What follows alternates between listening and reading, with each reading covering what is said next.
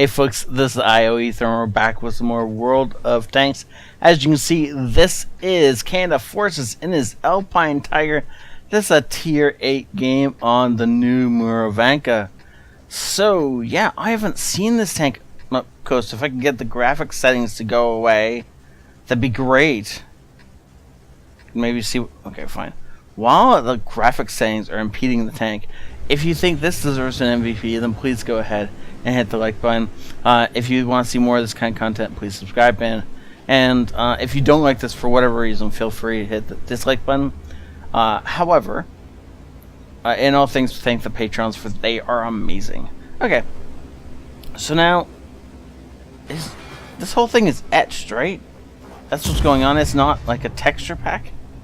This whole thing actually is like etched and like embossed. I want this tank. I mean, I don't care if it drives well or if it shoots well or any of that. It's just so pretty, right? I mean, okay, I guess I should actually worry about the game now. But it's so pretty. I want it. Okay, so he's being really aggressive. Nope, never mind. He's not being aggressive. This is the first time I've seen the new Murovanka, so if I miss something obvious, like there's suddenly a great place to go, sorry, it's gonna happen.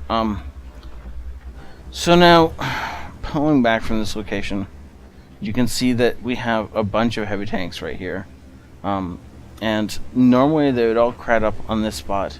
Now there's no artillery in this battle, so we can actually all crowd up on this spot, but if you're in something fast, like I'm pretty sure this thing is based on the WZ-111, right? So it should have the speed of the Emil 1, also has the speed to actually get in here off the bat. And if you want to do that, that's perfectly fine, assuming you have a team behind you, or you're in a platoon. And so if you end up with platoon mates stacked up here, then you can get in here and you can start working this ridgeline, either popping up here and doing damage back here, or nice shot, or just, you know, coming a bit closer and making sure the enemies can't do this. Now this guy is pushing hard on the Emil 1. I mean, it's still an autoloader, so ooh, I wish that hadn't been auto aimed. So pushing hard on an autoloader is never a good plan, but especially not when his friends immediately jump in and destroy you, which is exactly what happened. So a lot of teams will sit there and let you die, just because you have an enemy on you, right? But not these guys. Canada Forces recognized immediately he needed to get over that ridge, and thankfully the opposing team just let him do it. They didn't even take a pot shot at us on the way past. They just let us drive right over there and start putting shots into their friendly. Now, if he hadn't auto-aimed that one shot, then the guy would have died a lot faster. Because of the fact that he auto-aimed, it took the shot from going into the tracks up just a fraction, and it went into the space armor and just reflected down into death. Like, that shot just vanished because of the fact that he auto-aimed it. If he hadn't auto-aimed it, then it would have been a guaranteed hit. Nice job.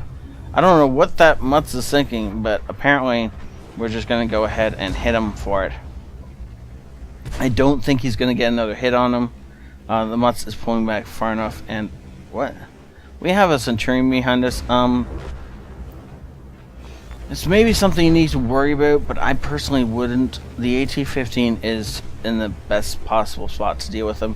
And even if the AT-15 somehow misses him, STRV-1S, S1, whatever, is going to be in a great spot to stop that push. However, I mean, if they're just going to let us crest this rise, then that is great news for us, because we're just going to be able to put shots into these guys. Now, there is only 4 enemy tanks left. There's a Roomba somewhere back there that's going to be death if it shoots us. But apparently it's not shooting us, so that's cool.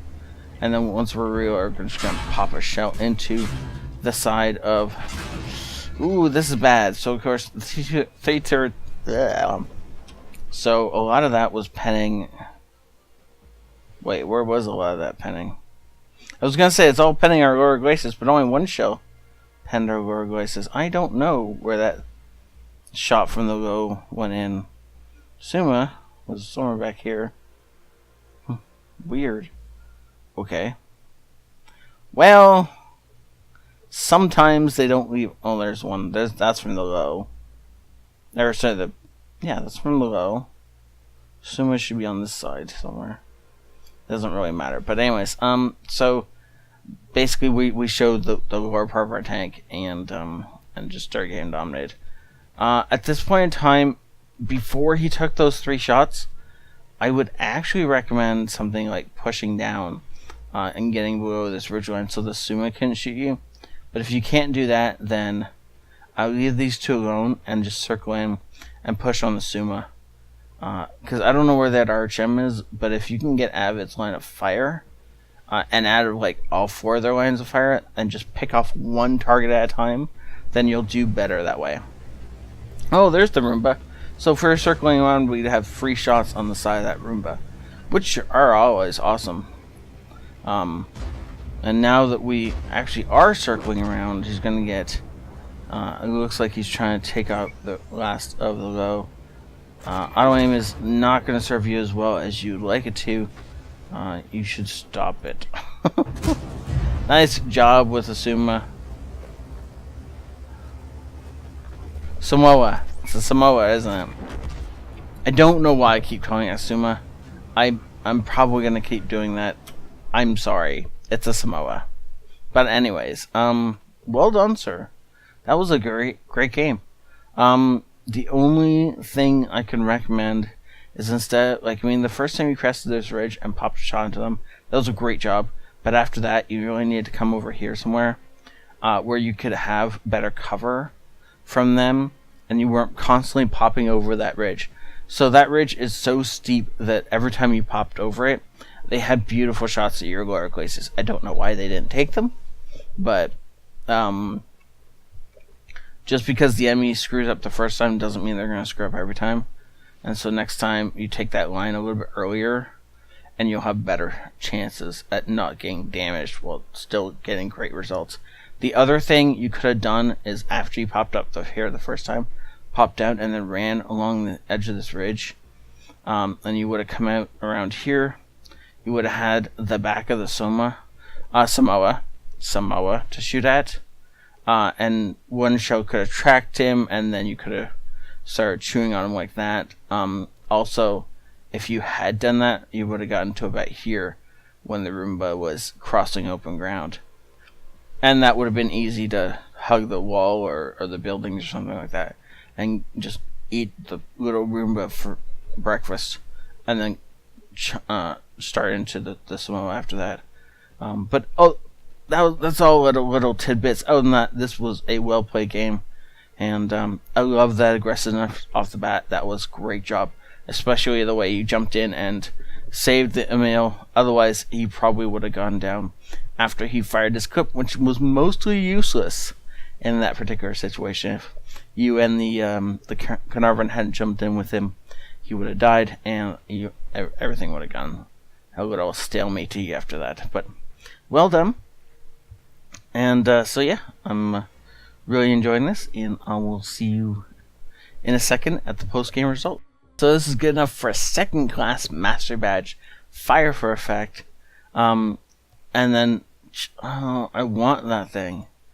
I'm gonna end up buying it at some point, but anyways, not right now. Right now, I got other things I want to focus on. But well done, second most in damage out. Unfortunately, I mean, you got to remember that T69 had the Roomba just like force feed most of his health to him, so this guy was just in the right place at the right time to just eat an entire Roomba, which is a little unfortunate for our damage done. But all things considered, well done, sir.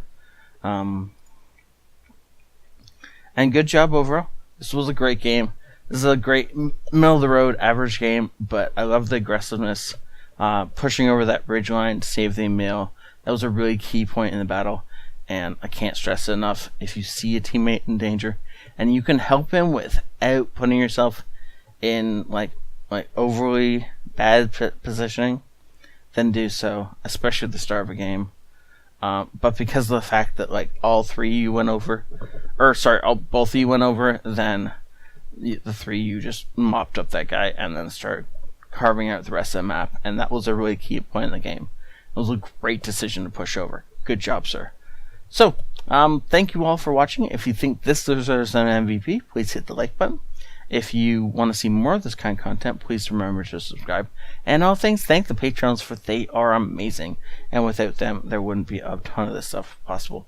So I'll see you all next time. This is ioEther out.